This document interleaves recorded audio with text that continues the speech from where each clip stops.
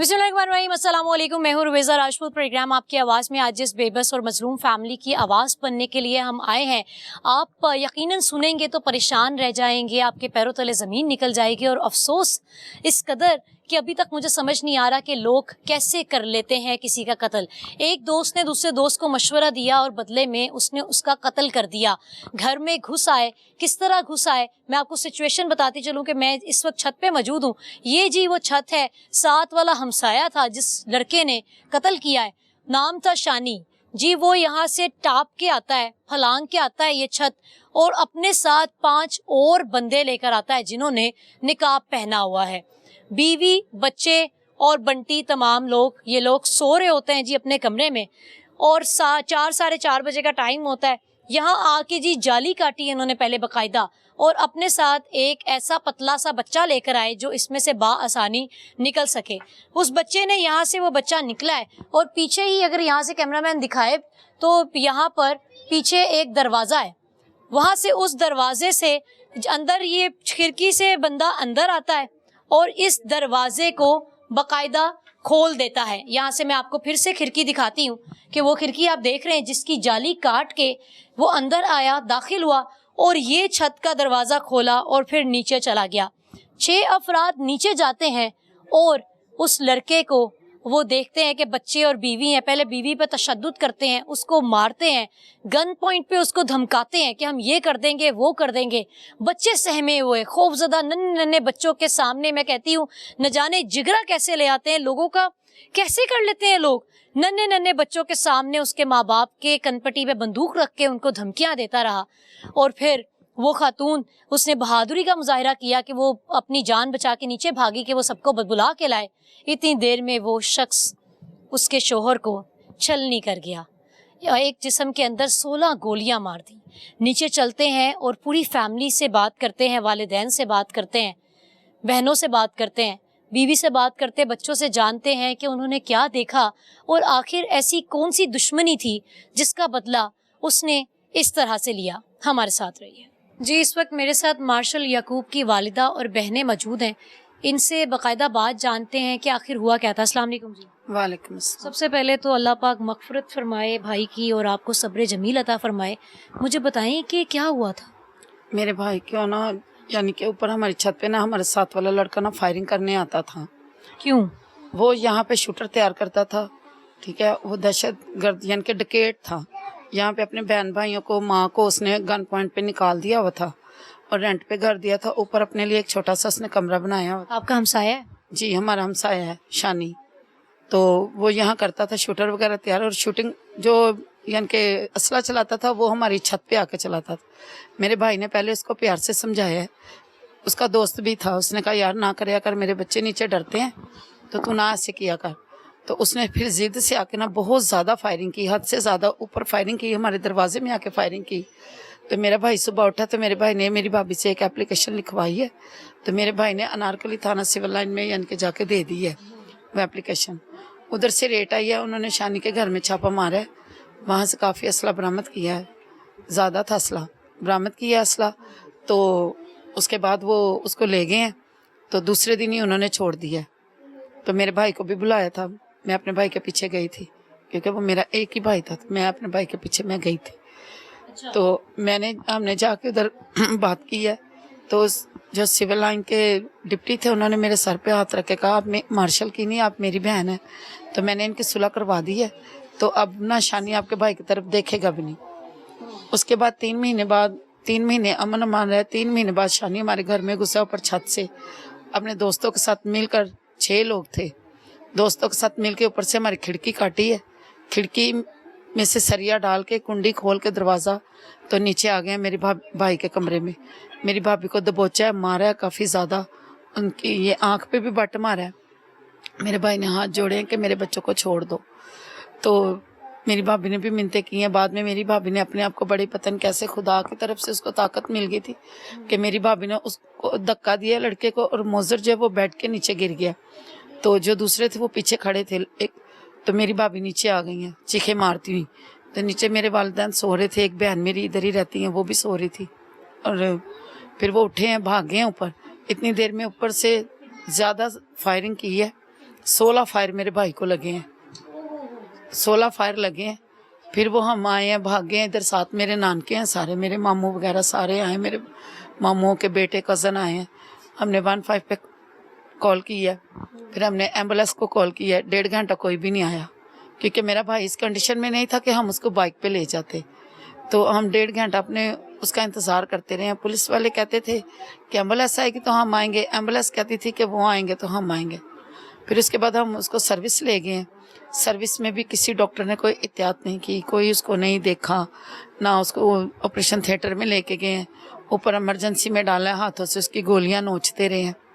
ऐसे मेरी आंखों के सामने खोल। कहाँ कहाँ गोली मारी? बाजी उसके ये सारे नीचे वाले हिस्से पे, पेशाब वाली जगह पे, मोशन वाली जगह पे, पूरे उसके नीचे वाला हिस्सा जो है ना वो छन्नी किया हुआ था। तो जो उनसे उसके यूरन वाली जगह पे जो गोली लगी है उसकी वजह से उसकी डेथ हो गई, क्योंकि वो डॉक्टरों ने गौर ही नहीं की। वो डॉक्टर सिर्फ उसके गोडे की जो गोली थी वही देखी जा रहा था, जी इसकी हड्डी टूट गई है, जी एक्सरा करवा लें उसको। हमने कहा जी एक्सरा बाद में भी करवा सकते हैं।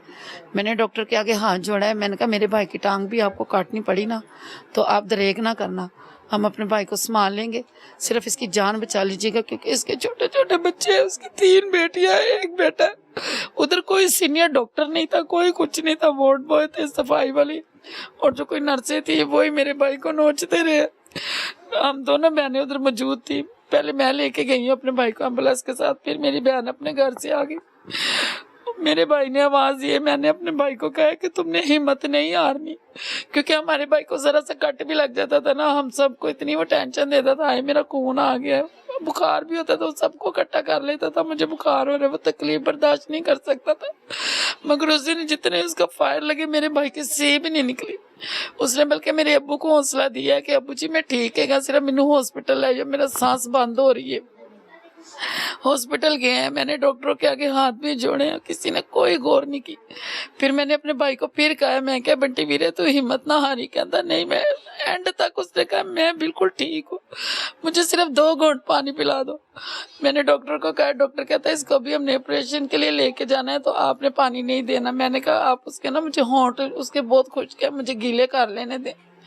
कहते नहीं आपने नहीं देना। वो मुझे कहता तू तो इंज दी है, तू डॉक्टर दी मननी है।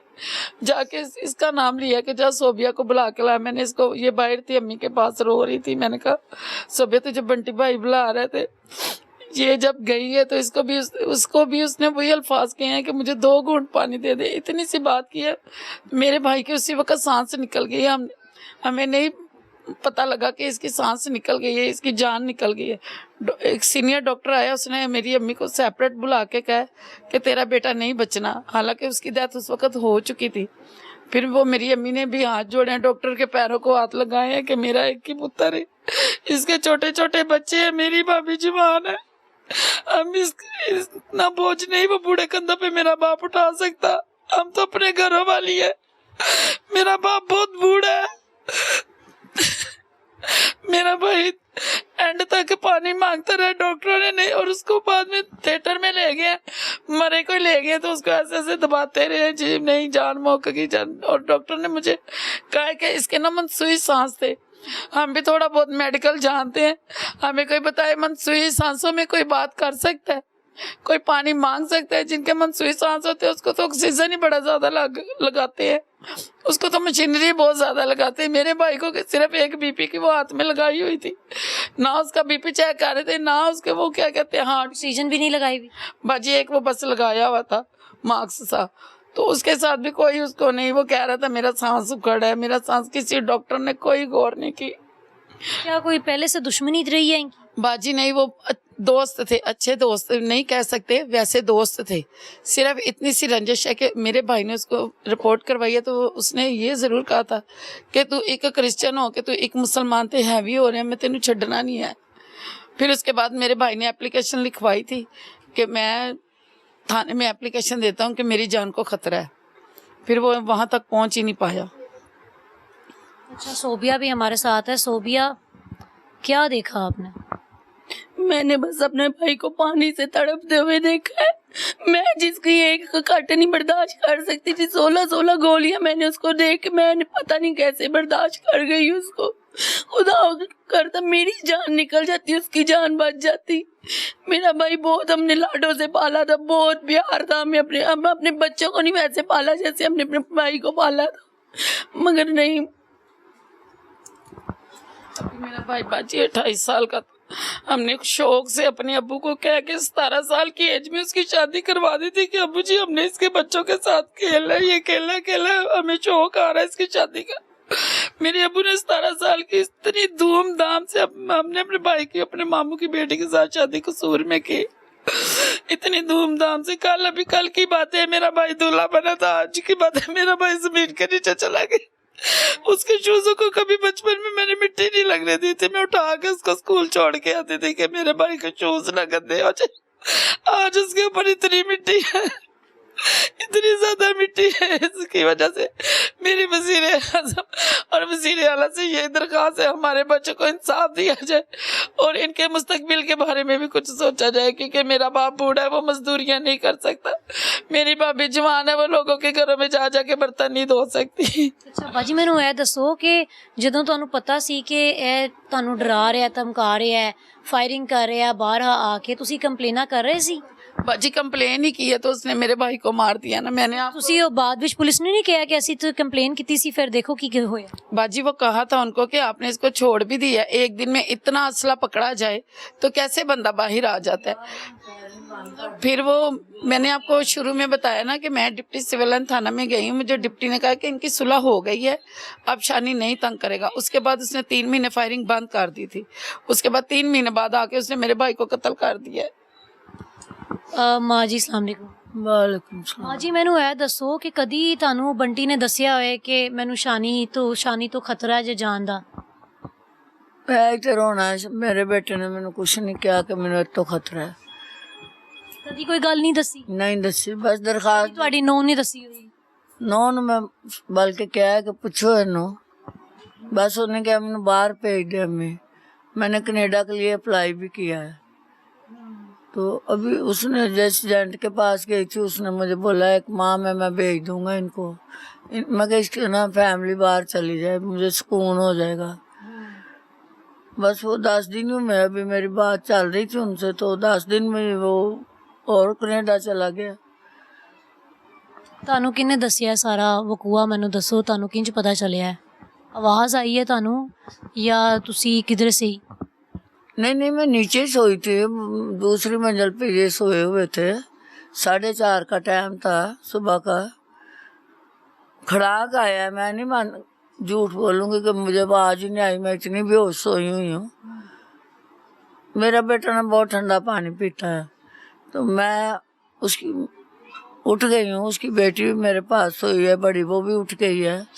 मैं कि सुबह ही बर्फ़ तोड़ने लग गया, टाइम देखो, मेरे घर में शॉप है। मैं कहा फिर मैं शॉप भी खोल लूँ, उसने रोटी खानी, उसने अंडा लेने आ जाना। मेरी बेटी ने बोला मैं अभी 4:30 हूँ, मैं हाथ में चाबी पकड़ के ना इधर ही ऐसे ही हुई हूँ। ऊपर से मेरी बहू आ गई, अम्मी शानी आ गया, अम्मी शानी आ गया। मैंने गेट की तरफ देखा तो वो गेट तो मैं बंद है, शानी किधर से आ गया। उतनी देर से उन्होंने ठा ठा ठा ठा फायरिंग शुरू कर दी है। फिर भागी है, मेरी बहू भी भागी, ये गिर गई है, मेरी चारपाई पे लेट गई है। मैं को उठ जाओ, असी उत्ते जाना है ना। वो इतनी घबरा गई थी, उसके बाल नोचेगा, उसको ब्लड मारेगा, उसको मारा नोचा गया। तो वो मेरी चारपाई पे ऐसे लेट गई। मैं कहा नहीं उठ जा, मैं आगे ऊपर चलते हैं हम। इसका बाप उठा जल्दी से, वो 4थी मंजिल पे चला गया, शायद मेरा बेटा ऊपर चला गया, ऊपर गोली लगी उसको, पर वो अपने कमरे में लत-पत पड़ा था। मैं ऐसे बोलूँ कि मैंने अपने बेटे को इतनी बदकिस्मत हूँ कि मैं लत-पत को गले से नहीं लगाया। मैंने अपनी बेटी को भगाया, जाए इनके मामों को उठा के ला, जल्दी से हॉस्पिटल लेके जाना, ऊपर से उतारना कितनी मुश्किल है। मैं इसी इंतजाम में लग गई। वालिद नहीं थे बंटी के? बंटी का वालदा है था बेचारा, वो भी हार्ट मरीज है, 4थी मंजिल पे चढ़ गया जल्दी जल्दी नंगे पैरी उसको ढूंढने के लिए कि ऊपर है। वालिद को उसने हौसला दिया, अबू मैं ठीक हूँ, मुझे मोटरसाइकिल पे हॉस्पिटल ले जाओ, जल्दी ले जाओ। बस थोड़ी कुताही करते गए सारे एम्बुलेंस वाले, पुलिस भी नहीं जल्दी आई उस टाइम। अब हमारी पुलिस मतलब कि इंतहा की नाअहली। यहाँ पर हम बात कर लें अगर अपने हॉस्पिटल्स की, अपने पुलिस की, कहने को दोनों हमारे मुहाफिज हैं, दोनों ने हमारी जान की हिफाजत करनी है। मतलब कि शर्म से डूब मरने का मुकाम है कि क्या कोई मूवी चल रही है, कोई ड्रामा का सीन है। भाई किसी का लखते जिगर, किसी का छोटा भाई, इकलौता भाई, वो जान की बाजी, पता नहीं मैं क्या, मेरे पास अल्फाज ही नहीं है। आप दोनों आपस में मैस कर रहे हैं कि जी पहले एम्बुलेंस कह रही जी पुलिस केस है, पुलिस आएगी तो हम आएंगे, पुलिस कह रही है एम्बुलेंस आएगी तो हम आएंगे। भाई किसी का बच्चा जान से जा रहा है। मतलब हम, पता नहीं, मुझे तो समझ नहीं आती कि हमारे मुल्क में कोई लॉ नहीं रह गया है। इवन कि लॉ तो ख़त्म कर देने चाहिए। अब चीज़ें कुछ ऐसी नज़र आने लगी कि आपके पास एविडेंस आ जाए तो आपके मुकदमा दर्ज नहीं करते। आपके पास पेशेंट चला जाए तो आप कहते हैं पहले पुलिस को ले आओ फिर इसका ऑपरेशन करेंगे। उन्होंने बोला पहले पुलिस आएगी फिर इसको देखा जाएगा, पहले पुलिस आएगी फिर देखा जाएगा। इधर से 4 खोल पड़े हैं पुलिस ने, उन्होंने 4 ही लिखे हैं। डॉक्टर ने कहा इसको 16 फैर लगे हैं। इसके बाप से पूछ के आओ पहले कितने फैर हैं। बाप को क्या पता इसको कितने फैर लगे हैं, इतना लत पाता, हमें क्या पता किधर किधर लगे हैं। केरे हॉस्पिटल लेके गए, सर्विस में लेके गए हम। ये जी सर्विसेज हॉस्पिटल की नाअहली हम आपको बताते जा रहे हैं कि वहाँ की इमरजेंसी में आप यकीनन गए होंगे कि वहाँ पर जी सवाल पूछे जाते हैं कि पहले जी अपने ये लड़के के बाप से पूछ के आए कि इसको 16 फायर लगे हैं, 4 लगे हैं कि 14 लगे हैं। ओ भाई पहले इलाज तो कर लो उसका। मतलब कहाँ गई आपकी डॉक्टरी कि पहले आप केस फाइल करें, वो जाके वहाँ पर वो नंबर ऑफ फायर्स लिखें, बुलेट्स लिखें कि जितनी इधर इधर लगी हैं इसका आपने इलाज करना है। मतलब कि इंसानियत ही मर गई है। बस कुछ डॉक्टरों से हो गया, फिर उसका इतना ब्लड जी की होना चाहिए है लोगों ना। मैं तो कहनी जिवें मैं रो रही हाँ, ਉਹਨਾਂ ਨੂੰ ਸਰੇਆਮ ਹੀ ਗੋਲੀਆਂ ਇੰਝ ਹੀ ਵੱਜ ਜਾਣ। ਜਿਹੜੇ 2 ਬੰਦੇ ਨੇ ਇਹਨਾਂ ਨੂੰ ਤੇ ਵੱਜ ਹੀ ਜਾਣ ਤੇ ਠੀਕ ਹੈ। ਇੱਕ ਸ਼ਾਨੀ ਹੈ, ਇੱਕ ਆਜਮ ਹੈ। ਉਹਨੇ ਕੀ ਕੀਤਾ ਜੀ? ਦੋਨਾਂ ਨੇ ਤਾਂ आए तो 6 हैं। ਤੁਸੀਂ दरवाजा खोल के सोंदे जे? एसी लगे होते हैं, गेट ला के ऊपर से जालियां काट के आए हैं। ऊपर 4थी मंजिल पे मेरी ममटी बनी है, 4थी मंजिल पर वो 5वीं मंजिल बन जाती है।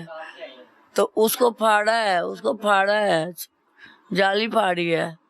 जाली फाड़ के एक कोई बहुत बरीक लड़का निकला है, फिर कुंडा खुल गया ममटी का। जी हम बहन से जानते हैं। अच्छा किस तरह से आए हैं ये? बाजी हमारी छत के साथ उसकी छत बिल्कुल जुड़ी हुई है, तो वो हमारी अपनी छत से हमारी छत पे आए हैं। अच्छा। फिर उन्होंने ऊपर हमारी विंडो है उसकी जाली काटी है। जाली काट के अंदर एक बहुत यानी कि हमारे मोहल्ले का ही है वो लड़का, पतला सा लड़का है, वो भी पकड़ा हुआ है, पुलिस की हिरासत में है। तो उसको अंदर घुसेड़ा है, तो उसको ना उसने कुंडी खोली है, तो फिर वो सारे अंदर गए हैं। इस तरह हुआ है। मतलब कि जी अगर आप जुल्म को रोकते हैं तो आप गलत हैं, इंसाफ आप मांगे तो आपको मिलता नहीं है। यहाँ पर अब ये कि किसी को अच्छा नेक साफ मशवरा देना, सीधी राह दिखाना भी अब आपके लिए गुनाह है कि जी इनके बेटे का सिर्फ इतना कसूर था कि उसे इसने कह दिया कि हम दोस्त यार हैं, तो यार ये गलत काम छोड़ दे। उसने आके जी इसके ऊपर हमला कर दिया कि चलो तुम मुझे दहशतगर्दी से रोक रहे हैं, मैं तो एक्सपर्ट हो रहा हूँ। 4 हमारे मोहल्ले के लड़के हैं, मुलविस है जो वो जी, और 2 कहते हैं बाहर के। हमें नहीं पता कौन है। उन्होंने मुंह पे नकाब डाले हुए थे, ये ऐसे करती है अपने घर से आई है, हम इधर थे मौजूदा, हमें पता ज्यादा। ठीक है, मेरे निकाब करके मतलब तैयारी करके आए थे पूरी। जी, उन्होंने मेरे बेटे ने खुद अपनी बीवी को बताया कि अब्बू को कहा मुझे शानी ने और दूसरे का की ना लिया। आज हमने मुझे बुद्धन के बेटे ने मारा है, दूसरे तो चलो मारा है, किसी ने नहीं मारा, हमें नहीं पता। उसने दोनों का, उन्होंने बोला मैगी अब्बू को बता दी, इन दोनों ने मुझे इतना पैर मारा है। तो इसको बेचारी को तो ये आई ना, जब नीचे उतार लिया तब आई है। अच्छा कमरे में बच्चे भी मौजूद? बच्चों को पास बैठा के मारा है ना, बच्चे तीनों बैठे हुए हैं, बीबी को भी पकड़ा हुआ है। बीबी नीचे भागी है तो फायरिंग शुरू हो गई है। शुक्र है मेरे बच्चे छोड़ गया, दुश्मन को उधर बस अंधा ही हो गया। नहीं तो वो किया 1.5 साल की बच्ची, वो भी पास बैठी हुई है बेड पे। मेरा वो उसका बेटा बैठा हुआ है, उसकी बड़ी छोटी बैठी है। माँ जी तुसी की चाहते हो ना दसो? ਕੀ ਚਾਹਨੀ ਹੈ ਮੈਂ ਤਾਂ ਉਹਨੂੰ ਕੀ ਕਹਿੰਦੀ ਸਜ਼ਾ ਚਾਹੁੰਦੇ ਤੁਸੀਂ? ਮੈਂ ਚਾਹਨੀ ਜੀ ਉਹਨਾਂ ਨੂੰ ਵੀ ਫਾਇਰਿੰਗ ਨਾਲ ਮਾਰ ਦਿੱਤਾ ਜਾਏ, ਉਹ ਕਿਸੇ ਹੋਰ ਮਾਂ ਦੀ ਗੋਦ ਨਾ ਜਾਣ, ਕਿਸੇ ਬੀਬੀ ਦੇ ਹੋਰ ਬੱਚੇ ਨਾ ਰੋਣ। ਪੁਲਿਸ ਨੇ ਕੀ ਕਾਰਵਾਈ ਕੀਤੀ ਜੀ? कर रहे हैं जी, पुलिस बहुत पुलिस ने की कार्रवाई की? पुलिस हमारे साथ बहुत अच्छा ताउन कर रही है, बहुत ज़्यादा ही अच्छा कर रही है। एसपी साहब यहाँ हमें सिक्योरिटी दी गई है, रात को शाम को अभी पुलिस आ जाएगी तो सुबह तक वो बैठती है, 6 पुलिस वाले आते हैं अच्छे से। सोबिया क्यों इतना परेशान हो? ये आवाज़ हमारी तो एक तरह की दुनिया ही उजड़ गई है। वो कहते हैं ना मैंने एक नात, धमकियां तो नहीं दे रहा? नहीं धमकियां नहीं है, मैंने एक नात सुनी थी आपकी, उसमें कहते हैं ना कि जिसका भाई पंजाबी में है कि जिदा वीर मर जाता है ना उनका मेला ही उजड़ जाता है। हमारे तो मेले ही उजड़ गए, हमारे मेले ही ले गए हमारे साथ अपने, हमारी खुशियां वही तो उसको देख देख के जी रहे थे। मेरा घर बिल्कुल ही पास है, मैं तो दिन रात उसको देख देख के जी रही थी, नजर नहीं आता था। तो मैंने अपनी भाभी से पूछना आके किधर ऐसे कर बाजी उठते गए, घर से बाहर जाता देर हो जानी, मैंने कहा मैगी फोन कर ले, अबू फोन कर ले, मैंने तो पल पल मरना है बच्चे देख देख के। छोटे छोटे बच्चे हैं, मुझसे पूछते हैं, मुझे बच्चे बड़ी मामा बोलते हैं, मुझसे पूछते हैं हमारा पापा किधर है। वो कल भी मुझे कह रहे थे हमारे पापा का जो नया घर बना है हमें उधर ले जाओ, मैं उनको किधर लेके जाऊं। हम जी मार्शल की वाइफ से और बच्चों से आपकी मुलाकात करवाते हैं और उनसे बात करते हैं।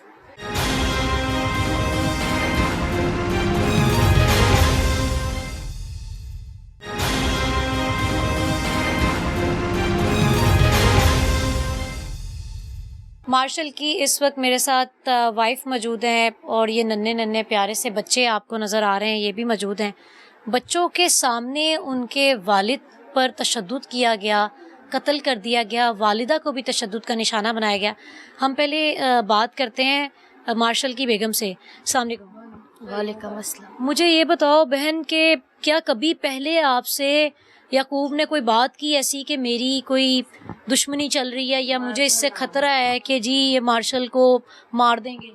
नहीं नहीं, ऐसा तो कोई भी नहीं था बाजी। वो ऊपर फायरिंग करता था, 2 माह पहले की बात है।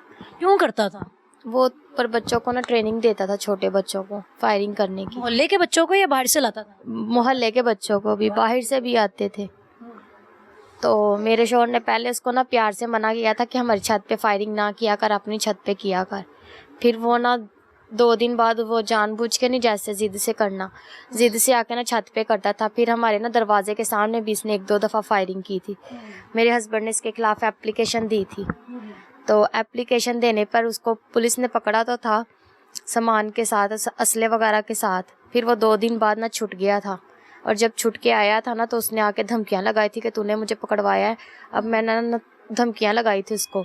तो फिर से दोबारा मेरे हस्बैंड ने ना उसके खिलाफ एप्लीकेशन दी थी कि अब ये छूट के आया ना तो ये दोबारा मुझे ना जान से मार। मतलब मना करने पे जब दरख्वास्त दी गई तो पुलिस ने हिरासत में ले लिया, और फिर जब अपनी सजा पूरी करके वापस आया तो दोबारा से धमकियाँ लगाई कि अब मैं तुझे नहीं छोड़ूंगा। हाँ जी। फिर दोबारा आप लोगों ने दरख्वास्त एप्लीकेशन दी, दोबारा फिर एप्लीकेशन दी थी। फिर उसकी ना डीएसपी साहब ने ना उन दोनों के दरमियान ना समझौता करवा, दोस्ती करवा दी थी, सुलह करवा दी थी। हाँ जी। तो फिर आते थे, वो आ गया तो गली में ऐसे ही चलते फिरते रहते। मेरा हस्बैंड रात को 2-2 3-3 बजे तक खाना लेने जाता था, तो आता था वो भी इधर गली में फिरता रहता था। बुलाते नहीं थे एक दूसरे को, वैसे सही आज चल रहा था सिस्टम के, वो भी चलता फिरता एक दूसरे को देखते थे। कुछ भी नहीं ऐसी रंजिश कि हमें पता भी जरा कि वो दिल में रब्बा खरबात रख के बैठा हुआ था कि उसके, हमें क्या पता उसके दिल में इतना बड़ा ज्वालामुखी सा जो भरा हुआ है, एकदम से उसने मेरे हस्बैंड पे निकालना है। कोई हमें यानी कि थोड़ी सी आहट भी होती ना कि इसने ये हरकत कर देनी है, हमें पता होता। ऐसा कुछ भी नहीं था, सही था, नॉर्मल जैसे लोग रह रहे थे वैसे ही रह रहे थे। फिर ये ऊपर से हमारी खिड़की तोड़ के आया है, कोई उसने छोटे बच्चे को अंदर घुसाया है, उसने आके दरवाज़ा खोला और 6 बंदे ऊपर से नीचे आए हैं। 6 बंदे? हाँ जी। अच्छा, ये टोटल 6 बंदे थे? 6 बंदे थे। तो जब वो आए थे, कैसे इनकी शक्ल थी, कैसी हालत में थी? इन्होंने नकाब लगाए हुए थे। 6 के 6? हाँ जी, नकाब लगाए हुए थे ब्लैक कलर के। तो मैं सोई हुई थी, उन्होंने दरवाज़ा जब खोला है ना तो मैं जल्दी से झट से उठ गई थी। तो उसने ना आके सीधा मेरा जल्दी से मेरे मुंह को बंद दबोच दिया है कि चीखें नहीं मारनी, और मेरी ना पिस्टल रख दी थी। तो मैंने फिर भी बड़ी चीखें मारी, मेरे बच्चे भी उठे हुए थे, मेरा हस्बैंड भी उठ गया। जब मेरे हस्बैंड ने देखा कि उन्होंने मेरी बीवी के ऊपर रखी हुई है बंदूक, क्योंकि 2 मेरे पास खड़े हो गए, 2 बच्चों के बेड के पास, और 2 चारपाई पे मेरा शोहर लेटा होता है ना, उसके सामने खड़े हो गए थे। तो जब वो ऐसे बातें कर रहा था ना मेरे शोहर के साथ, के मेरे शोहर कहता कि मेरी बीवी बच्चों को छोड़ दो, इसको कुछ ना करो, तो मैंने उसकी गन को ना पकड़ के ना फेंक दिया था, और खुद को अपनी जान को यानी कि ना बाजुओं से दूसरे को धक्का दे के ना तो नीचे भाग आई थी। नीचे भाग के जब मैं आई हूँ तो मैंने ये दरवाज़ा ही खोला है कि अम्मी अब ऊपर शानियाँ आ गया है। तो उतने में पीछे से फायरिंग हुई है। हमें तो बस 2-3 की आवाज़ आई थी, बाकी बुलेटों की आवाज़ ही नहीं आई थी। इसने आगे सलेंसर लगाया हुआ था जिससे आवाज़ नहीं आती। बस ऊपर जब गई थी तो वो खून में लथपथ पड़ा हुआ था। बस मतलब आपके सामने फायरिंग नहीं?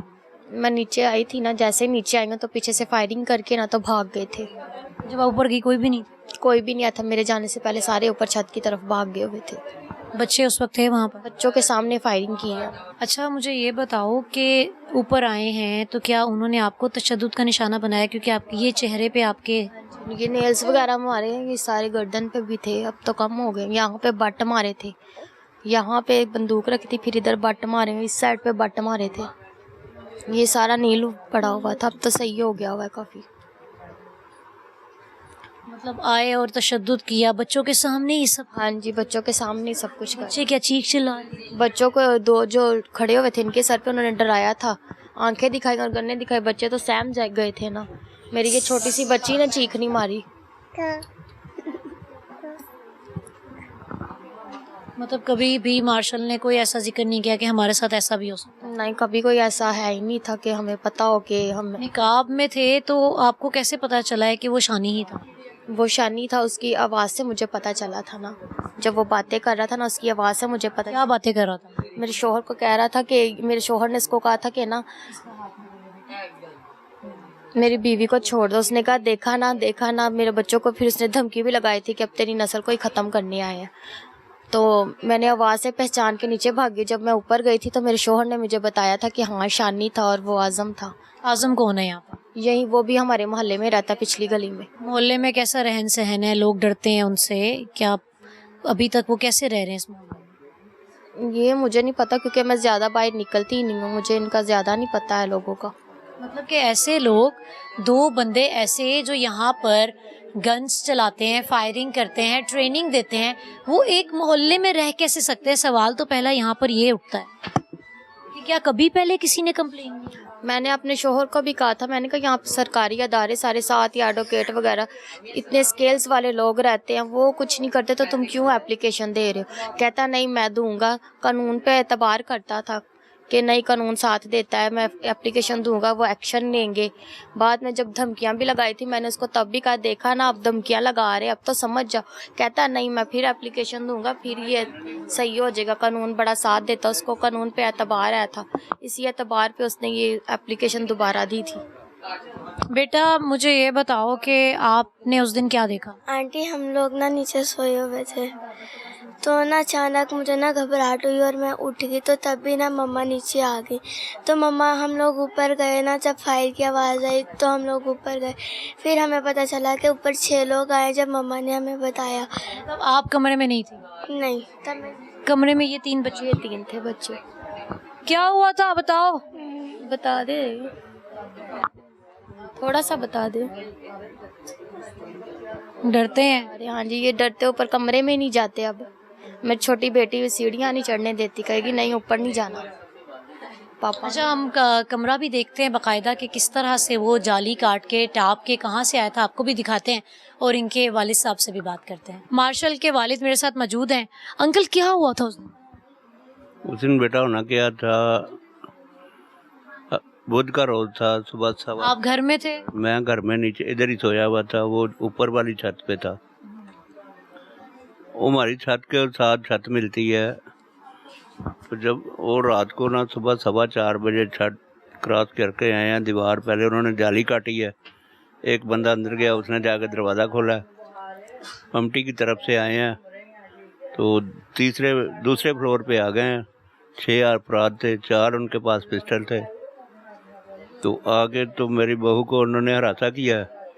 हरासा करके तो तशद्दुद करने लगे। और उसने मेरे बेटे ने कहा इसके ऊपर कुछ ना कहना, मैं ना मेरे बच्चों को बोलो कुछ भी, जो भी आपके पास लोया है, गोली है, मेरे अंदर को छेड़ दो, लेकिन मेरे बच्चों को और बीवी को कुछ ना कहना। तो उन्होंने उसकी बीवी को जब रखी है गन, तो उसने हाथ मारा, गन नीचे चली गई है। उसका दाव लगा तो वो नीचे भाग गई है। उसने शोर मचाया तो हम ऊपर गए, तो उतनी देर तक वो फायरिंग करके तो वापसी जैसे आए थे वैसे ही चले गए। कैसे आए थे? आए इसी टारगेट पे, इसको मारने के लिए आए थे ना। टारगेट मतलब किस तरह से छत टाप के, क्या कहें? इसका टॉपिक ये है कि वो हमारी छत पे फायरिंग करते थे, तो इसने उसको मना किया है मार्शल ने, कशानी हमारी छत पे फायरिंग ना किया कर, लेकिन वो नहीं बाज आया। उसने फिर की है। इसने खोल इकट्ठे किए हैं और डीएसपी साहब के पास ले गया सिविल लाइन। उसका कुछ अलग था, उसके साथ सलाम दुआ थी। उसने कहा जी ये मेरे साथ हो रहा है, तो बराए मेहरबानी मेरी हेल्प करें। हेल्प ये हुई है जो सानिया हो गया। उसके बाद जनाब उन्होंने शानी को बुलाया, तो मार्शल गया, इनकी सुलह पैचअप हुआ। पैचअप होने के बाद ठीक 7-8 दिन के बाद रेट हुआ है उसके घर, क्योंकि पहले इश्तिहारी था, मुलव्वस था पर्चों में, डकैत है ना। और उसे लगा कि ये इसने करवाया। ये इसने करवाया। आधी पुलिस तो मेरी सीढ़ियों से गई है, आधी पुलिस उसकी सीढ़ियों से गई है। तो वो अपने कैमरे में देख रहा था, तो उसने कहा जी ये इसने करवाया। तो ये इनका तनाज़ा हुआ।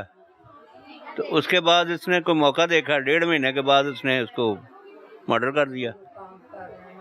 मतलब 1.5 महीने तक ये बिल्कुल उसके साथ अच्छी सलाम दुआ रखे हुए था, और बताना बिल्कुल भी उसको पता नहीं लगने दिया कि मैं तुम्हारे साथ ये करूँगा।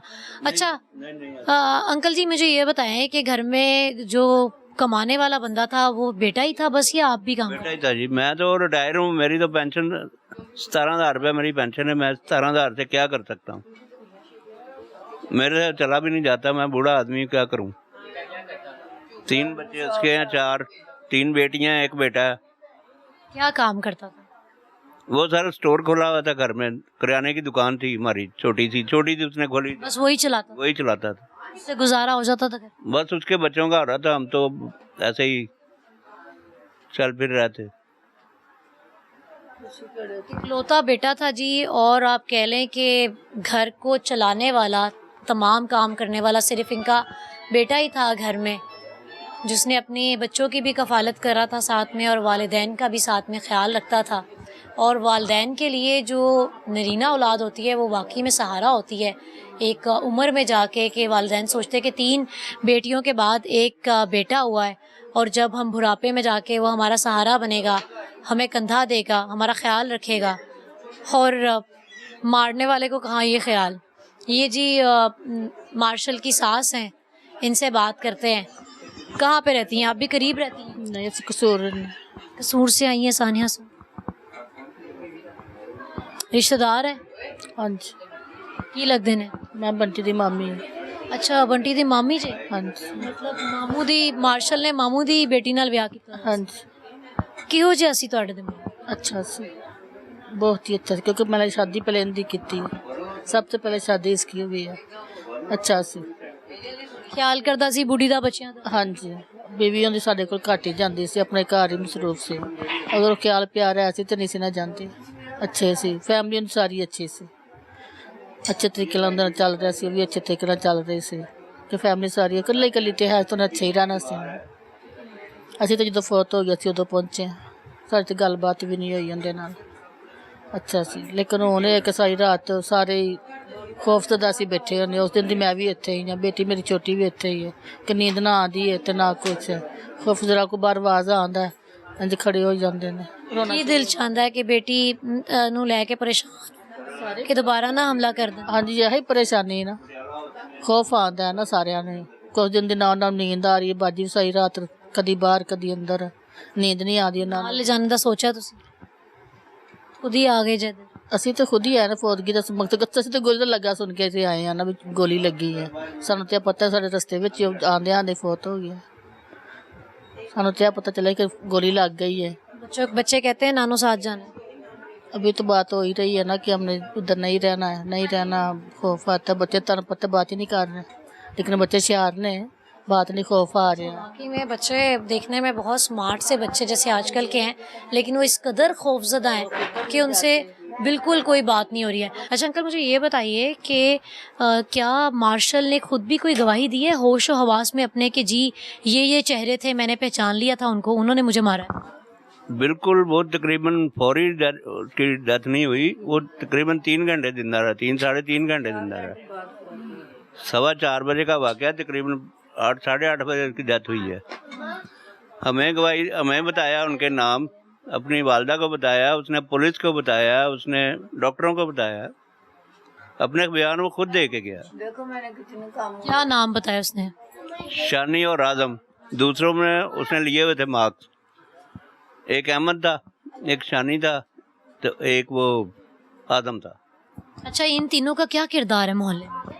इनका किरदार कोई भी नहीं है, वो ट्रेनर है, शूटर तैयार करते हैं यहाँ छत पे, तो छोटे छोटे बच्चे। क्या कभी पहले पुलिस ने कोई कार्रवाई नहीं की इनके खिलाफ? नहीं हुई, हमने तो एप्लीकेशन अभी 2-3 दी हैं इनके खिलाफ, लेकिन कोई कार्रवाई नहीं हुई। अंकल जी, मुझे ये बताएं कि मतलब मार्शल ने खुद से तस्दीक की कि ये 3 लोग थे, एक आजम, एक शानी और एक अहमद। इन तीनों का क्या किरदार था यहाँ मोहल्ले में? आप बता रहे हैं कि वो यहाँ पर शूटर तैयार करते थे, तो क्या पुलिस ने कभी कोई कार्रवाई नहीं की? इस तमाम मोहल्ले से, इस ब्लॉक से कभी किसी ने कोई कंप्लेन नहीं की? देखें, बात ये है कि इधर ये देखो पीसी होटल है, अच्छा, इधर जियो आर है, इधर गवर्नर हाउस है, ये सेंटर पॉइंट है हमारा। बीच में शूटर तैयार हो रहा है, किसी को नहीं पता? पता है, सबको पता है, पूरे मोहल्ले को पता है, जिनके बच्चे तैयार हो रहे हैं उनको भी पता। अब वो बच्चे पकड़े गए हैं तो हमारे पास आकर हो रहे हैं कि हमारा बच्चा छुड़वाओ। हम ये हमारे कानून की नाअहली भी कह सकते हैं, और क्या मैं कहूँ, मैं कहती हूँ गुस्ताखी ना हो जाए किसी अल्फाज में कि क्या बात है। एक साइड पे GOR, एक साइड पे PC, एक साइड पे गवर्नर हाउस, मिड में एक लोकेशन आती है, वहाँ पर एक शख्स, एक आप कह लें टेररिस्ट कह लें उसको आप, कि वो क्लासेस देता है कि जी बंदूक कैसे चलाते हैं। लाइसेंस था उस बंदे के पास? कौन था ये शख्स? पता नहीं सर, वो उसने मोदर रखे हुए डब्बा गोलियों को से बरामद हुआ है, फिर वो शीशे बरामद हुए हैं जो बच्चे पीते हैं आजकल, आइस वो पीते हैं। माहौल बकायदा बना के वो गलत काम सिखा रहा है। बिल्कुल बिल्कुल। और ये मार्शल ने बस एक मशवरा दिया कि तू मेरा दोस्त भी है, ता करिए काम। इसलिए तुझे मैं मना कर रहा हूँ कि अपनी छत पे किया कर, जो भी तू है अपनी छत पे किया कर, लेकिन वो बात नहीं आया। कहते हैं कि जी हर हाथ मिलाने वाला शख्स आपका दोस्त नहीं होता, तो आजकल मुकद्दस रिश्तों की हम बात करते हैं, उनसे ही आप लोगों का ईमान उठता जा रहा है। तो दोस्त बहुत ध्यान से सोच समझ के बनाया करें, और मशवरा देने का वाकई में वक्त नहीं रहा। एक नेकी की उसने कि भाई तुम्हारे साथ मसले हैं, तुम ना ये काम करो, तुम्हारे लिए मुश्किल होगी, और उसने उसका कत्ल ही कर दिया। हम ऊपर चलते हैं और मार्शल का आपको कमरा दिखाते हैं कि किस तरह से, किस जगह से वो जाली काट के वो लोग दाखिल हुए और वो कैसे आए, क्या किया। हमारे साथ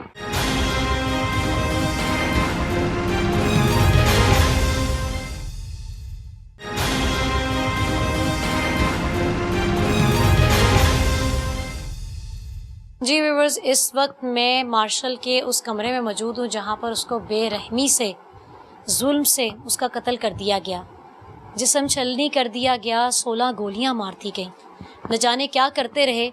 ये आप कमरा देख रहे हैं, यहाँ पर ही उसकी बीवी बच्चों को तशद्दुद का निशाना बनाया गया, और उसके बाद उनका उससे भी दिल ना भरा तो उन्होंने मार्शल का कत्ल कर दिया। मार्शल की एक और बहन अभी मेरे साथ मौजूद है। अच्छा, आप यहीं पे रहती हैं या आप कहीं और रहती हैं? नहीं बाजी, मैं यहीं रहती हूँ। मैं नीचे वाले कमरे में सो रही थी, अपनी आवाज़ें सुनी आप? पास मैंने उनकी आवाज़ें सुनी थी। उस वक्त मैं उठ के बैठी हुई थी क्योंकि मेरी भतीजी उठ गई थी और मेरी मदर भी उठी हुई थी, लेकिन हमें रूटीन वाइज यही था कि मेरा भाई उठा है कि उसको भूख बहुत ज़्यादा लगती थी। तो मेरी मम्मा ने कहा ये अब उठ गया है, बर्फ़ तोड़ने लग गया है, इसको भूख लग गई है, अभी आकर मुझे उठाएगा, क्योंकि मेरे बाबा और मेरे भाई शॉप चलाते थे जो घर के अंदर ही थी। तो उन्होंने कहा कि ये उठ गया, अब ये चाबी मांगेगा, अंडे मांगेगा।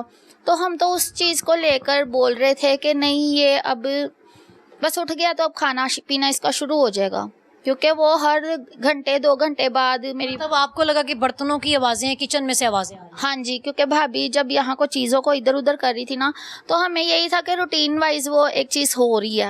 हैं। जिस कमरे में इनकी वालिदा रहती हैं, ये रहती हैं, वो बिल्कुल इसके नीचे है, और अमूमन यही होता है कि ऊपर वाले पोर्शन में आपको फर्नीचर भी हिलाएं तो नीचे आवाज़ जाती है, जो इनको मामूल में जाती है। हाँ जी, हमें लगा रूटीन वाइज है। और फायरिंग की आवाज़ आई। फायरिंग की आवाज़ तब आई है जब मेरी भाभी कमरे से निकल के बाहर पहले स्टेप पर थी, तो तब मेरी भाभी की चीखों की आवाज़ आई है। जब भाभी की चीखों की आवाज़ आई है, मैंने दरवाज़ा उठ के भाग के खोला, तो मैंने अपनी भाभी से पूछा क्या हुआ है। मेरी मम्मा भी उठ खड़ी, मेरी बाबा सब खड़े हो गए कि क्या हुआ है। तो उसने बस इतना कहा कि ऊपर शानी आ चुका है। शानी ने बंटी को फायर कर दिया और उसी वक्त अंधाधुंध फायरिंग हो गई। जब मेरी भाभी कमरे से बाहर निकली है ना, उसी वक्त अंधाधुंध फायरिंग हो चुकी थी। और उसी वक्त मेरे बाबा इवन के हार्ट पेशेंट हैं, उनको स्टड डले हुए हैं, लेकिन पता नहीं खुदा की क्या करनी कि उस दिन वो भी 5वीं मंजिल तक भाग के गए हैं उनके पीछे। लेकिन मैं गई हूँ, मेरे बाबा गए हैं, हमें नहीं मिले। मैं तेज़ी से नीचे आई हूँ, मैंने अपने भाई को दोबारा देखा है। मैं नीचे गई हूँ, मैंने अपनी मम्मा से कहा मम्मा ऊपर ना जाना, भाई का मंजर देखने वाला नहीं है। जाहिर है माँ है, कैसे बर्दाश्त करती हैं। बंटी ने क्या आप लोगों को रोका कि ऊपर पीछे ना जाओ? नहीं, भाई ने तो नहीं रोका, बस उसने इतना कहा था कि मुझे हॉस्पिटल ले जाओ।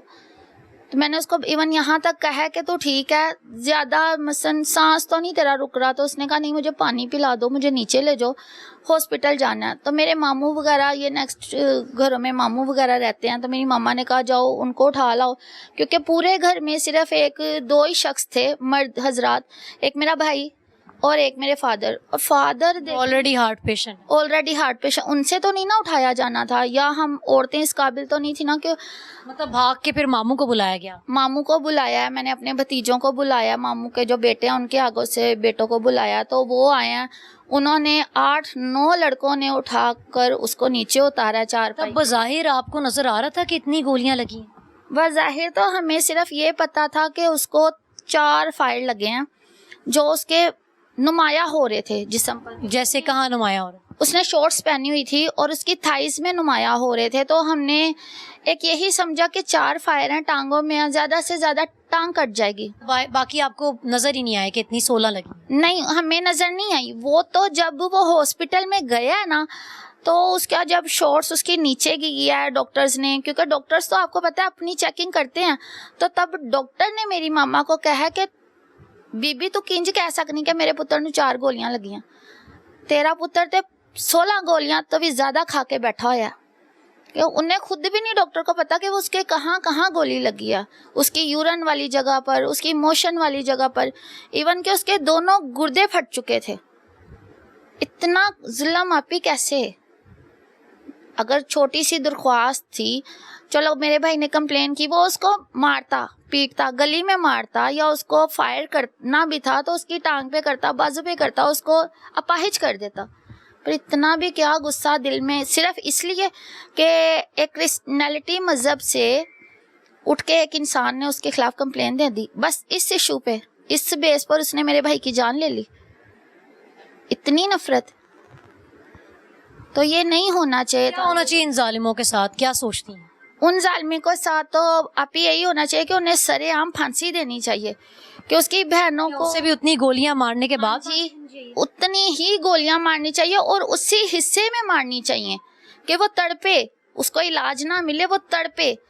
जैसे मेरा भाई सिर्फ 1 घूंट पानी के लिए तरसा है ना, कि ज्यादा नहीं, मुझे 1 घूंट, मेरे होंठ गीले कर दो, वैसे वो तड़पे आपी, और अंजाम मिले उन्हें कि नहीं किसी का भाई ऐसे छीनते हैं, किसी का बेटा छीनते हैं, या किसी का बाप या किसी का शोहर ऐसे छीनते हैं। जी, यहाँ पर मैं गवर्नमेंट से भी, कानून से भी, सबसे मेरी भी दरख्वास्त है, घर वालों की भी है, कि एक वो शख्स जो पूरे घर को चला रहा था, मतलब उसके बिना तो ये बिल्कुल ख़त्म हो गया ना सारा सिस्टम।